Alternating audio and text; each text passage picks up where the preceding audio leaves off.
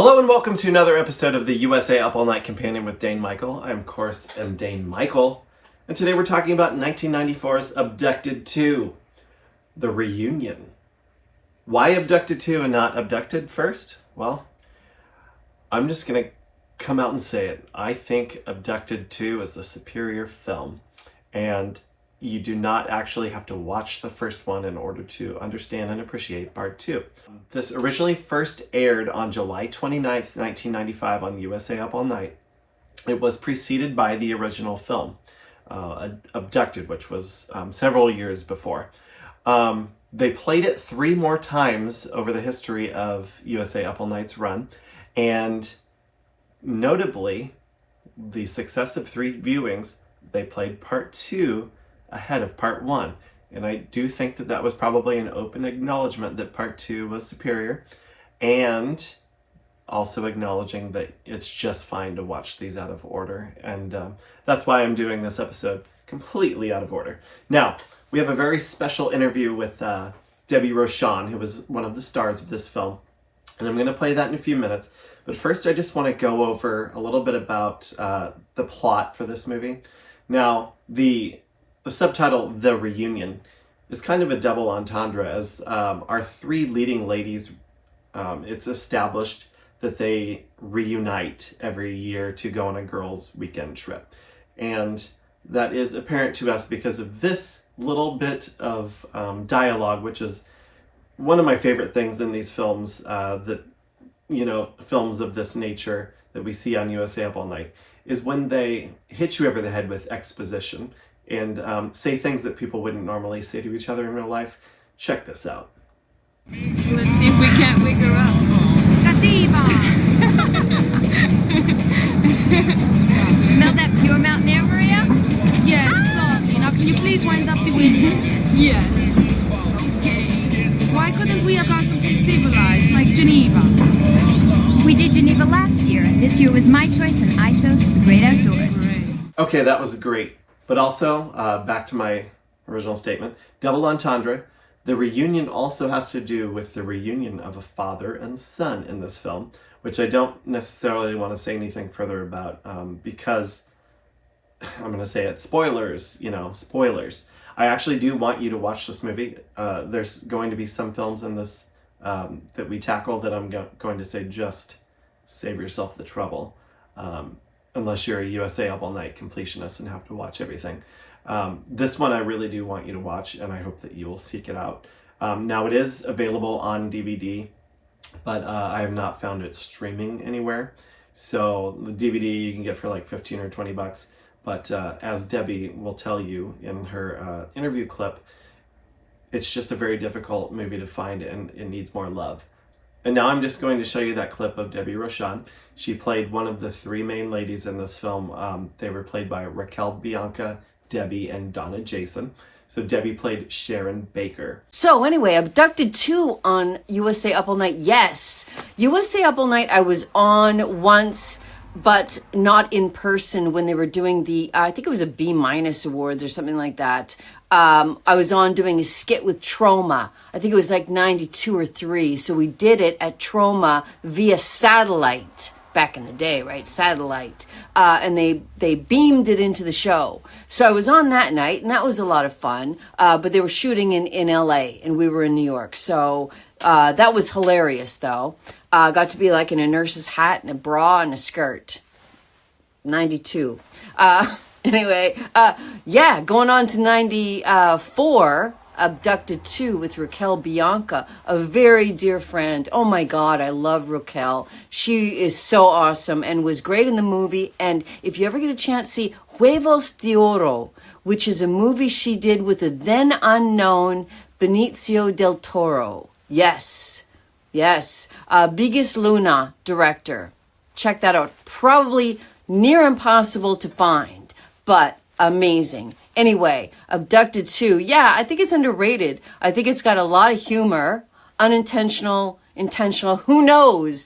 But the character Vern is absolutely awesome. Everything that comes out of his mouth is wrong. I'm gonna slice you open like the whore pig you are. Just like my ma. Like everything is just like my ma. You're a whore, just like my ma. Anyway, that's supposed to be funny. Nobody take offense. So sensitive people. But anyway, that was a lot of fun. And every morning we had to like literally climb up a mountain. It was shot in British Columbia on the island by Victoria, Vancouver Island. And we literally had to walk up almost somewhat straight up to the top of the mountain to shoot, because we could only shoot during the daylight hours. Because yeah, they had lights, but you really were just depending on the light of the actual, natural world. So me and Donna Jason, who's badass, who did like a lot of movies with Cynthia Rothrock, because she did real karate stuff. We would walk, and yeah, Raquel would go in like a little car beside us. We could take the car, but to me that looked a little bit more awkward because of the angle. I was more comfortable hiking it, hoofing it up the side of a mountain, but she was in the back of the car smiling, always had a smile. Oh my God. Probably still does to this day. Lost contact, but I'm a massive fan of hers. She's an amazing human being, as is Donna. So, yeah. Oh my God, that was a lot of fun. And I always get a big kick out of anybody who has seen it. Anybody who has seen it, and damn it, it should be on Tubi. We need to start a campaign to get Abducted 2 on Tubi. And Abducted 1 is like far more serious, still weird, but a little bit more serious. I think because it doesn't fall hard into the horror genre, it was never sort of scooped up as a horror movie. But it was on USA Up All Night, getting back to that.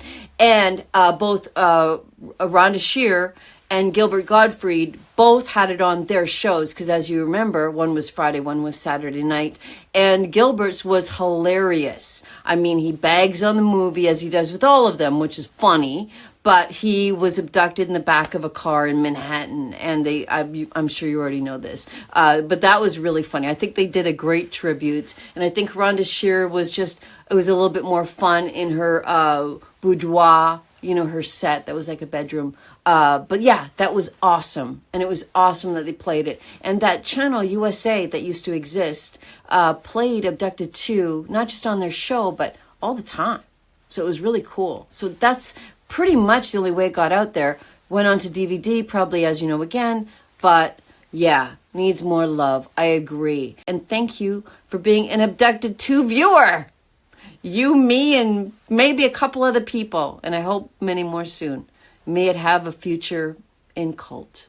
I'm always glad when somebody loves one of these films and loves their experience working on it, and that's exactly what we got from Debbie there. So I'm going to go, not waste any more time, we're going to go into rating this film. Again, the maximum a film can get is 100 on this rating scale that we do.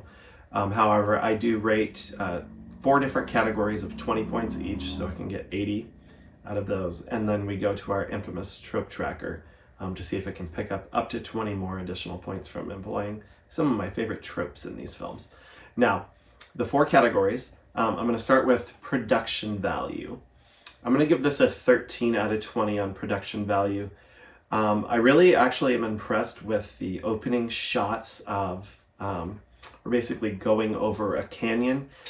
It looks like they're getting so close to the scenery that it's like drone-like, but this was well before people were able to use these really fancy drones like they are now.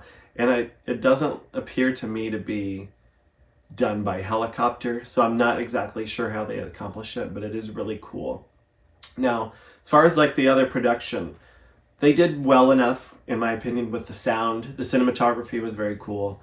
And but they didn't have to invest a lot of money into sets or anything like that because they were filming exclusively in the mountains.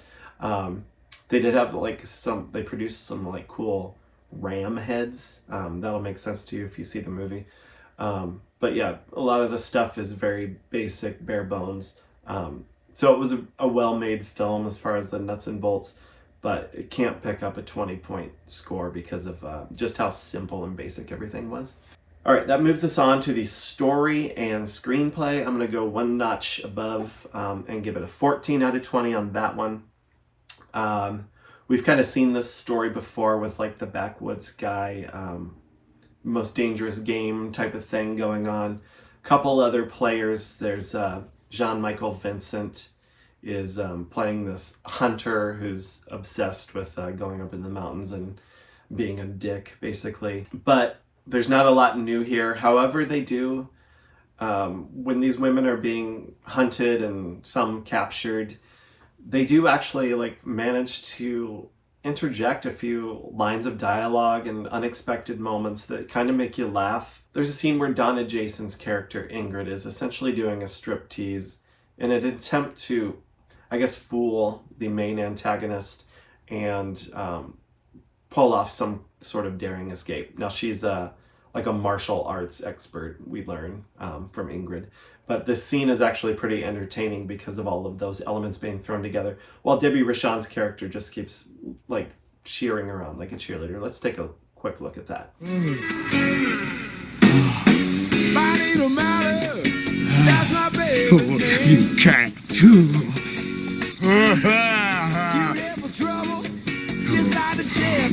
You make it through the winter, no problem. Oh, let's see him. Enjoying the show. Which one of yous are going to be next? Why don't you take some pictures, huh? I got a camera in my pack.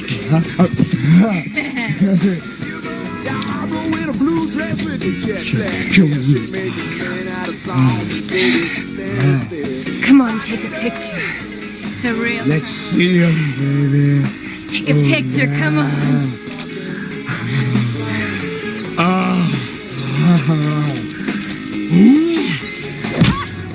Yes! Yes, Ingrid, yes!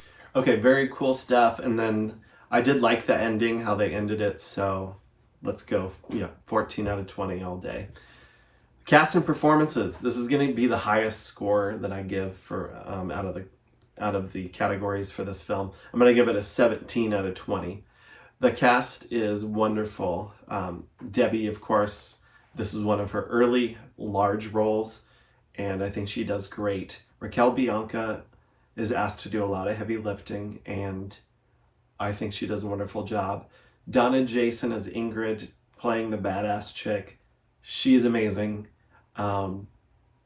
So I really like that they had these three completely different women who are all friends, but they all have a different role to play, and it's not like no two characters in that grouping are too similar or too much alike. And so I like the variation there, and I like the casting quite a bit, especially for, I'm assuming, a small budget. Now, they also have your name actor in this, who's the wonderful Dan Haggerty, of course. Grizzly Adams, if you're going to bring a character, a famous actor, into a film that takes place up in the mountains, why not make it Dan Haggerty? And of course, Boone Collins actually later would write, and I believe possibly even direct, another movie with Dan Haggerty that was actually like a late-breaking Grizzly Adams sequel film. So, of course, he loved working with Dan. Okay, and then you bring Jean-Michael Vincent into the equation, and then you're just begging for me to give you a high score because he's a cult film legend, and it's just great to have him in there. And then you've got Vern, who is insanely good, played by Lawrence King Phillips, who is billed as Lawrence King in this. Just saying things that, as Debbie told you, should never be said. But that's the entertaining thing about this film. It's just how off the rails Vern is as a villain. And that brings me to my final score, which is the Sleaze and Gore factor. Now, there's not a lot of gore here. You do see some murders on screen. Won't spoil what those are. But they're not the goriest. And most of what we're going to get here from our score, which is 12 out of 20, is going to be the sleaze factor. And that sleaze is brought hard by Vern. The things he says, the things he does, and the way he treats women. There's some nudity in this film. Two of the main three actresses, of course. Again, you're gonna have to watch it to see what that all entails, but just know that there's some crazy things that go on, and it's all because of Vern, our villain. And so that 12 out of 20 there gives us a score of 56 out of a possible 80 from those 4 categories. And then now we're going to take a look at our famous trope tracker to see if we can tack on any more points. Do we have a peeping Tom? Yes, we do. We actually have he's not a park ranger. He is a park attendant. Jack Webster is shown peeping on the women, most notably Maria, in this scene right here.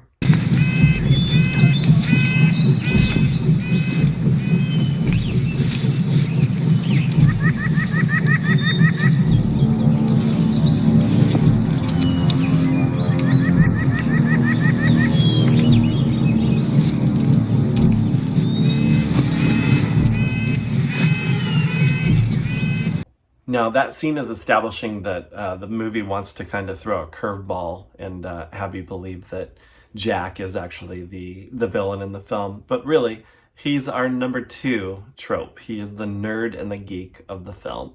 Check out those glasses that get broken. And he is not the bad guy. He's just a nerd or a geek. All right. More tropes. Do we have a shower or hot tub scene? We do not. Maria takes at one point what we would call in the business a whore's shower, but there's no proper shower or hot tub facilities out there in the woods.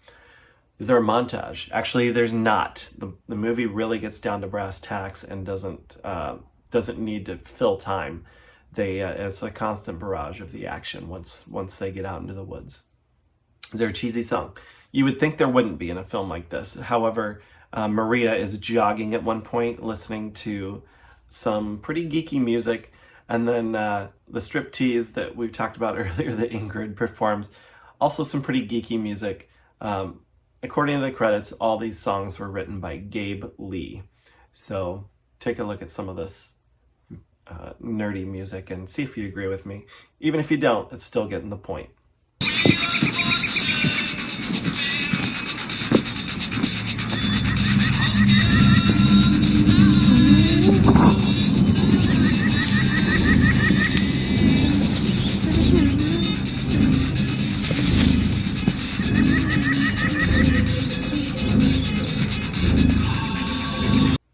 Is there a horny older woman in this? No, we have the 3 women, and they're not older. They're younger women. Do we have on-screen kill? Yeah, we have several. Again, I don't want to spoil those for you, but it's getting the 4th point on the trope tracker for that.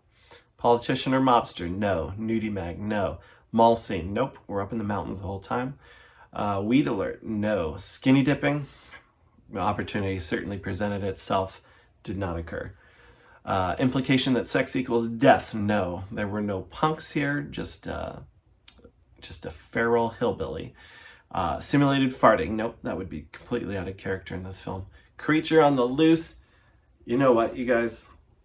The movie does everything in its power to make us believe that Vern is actually part animal. And so I'm going to actually give it a point for Creature on the Loose, because he's more of a creature on the loose than he is like a slasher killer type of villain. And no more is that apparent than in some of these like POV chase scenes. This one here that we're going to show you now is from the beginning of the film. Definitely clearly being made to look like Vern is an animal on the attack. Suntan lotion? No. Fake commercial? No, I think the only place that might have made sense is during the car ride up, if it had been like a fake radio commercial, but we didn't get one. Former or future A-lister? Look, I'm not going to make the argument here that Dan Haggerty, as iconic as Grizzly Adams is, was ever an A-lister. He had his own primetime series, but he shared his fame with a bear, and the show only lasted 1.5 seasons. Okay. USA Up All Night movie reference. Well, it's going to pick up its 6th and final point on the trope tracker with our final trope, because there is a scene here where they're definitely referencing events that took place in the original Abducted, which again was featured on USA Up All Night. So it's going to get 6 points on the trope tracker, which brings it up to a total score of 62 out of 100. That is not a terrible score. let's take a look at how it compares to some of the other scores around the world of film reviewing. On Letterboxd, this film does not have enough ratings to be qualified as like an overall rating. However, the rating of 2.5 given was the most common score, which would equate to like 5 out of 10. So we're rating this higher than Letterboxd. Rotten Tomatoes is an NA. The Leonard Maltin checked the 1998 video and movie guide, and he didn't review it. Leonard could not be bothered. And then finally, IMDb rates it a 3.5 out of 10. So we're doing a lot better here in appreciating this film, which take my word for it and take Debbie's word for it. This does need to be on a streaming service. This does need to be remastered for Blu-ray. TerraVision, if you're listening, Culture Shock, if you're listening, give us both parts in a double feature. I would love to see this. Boone Collins would appreciate it. Debbie for sure would do some extra features for you. And let's just get this out into the public. Very cool movie. One of the favorites that I've actually had the chance to watch so far since I've been conducting this little experiment. Until next time, we'll see you on the USA Up All Night Companion. Let's go get ourselves abducted to the reunion.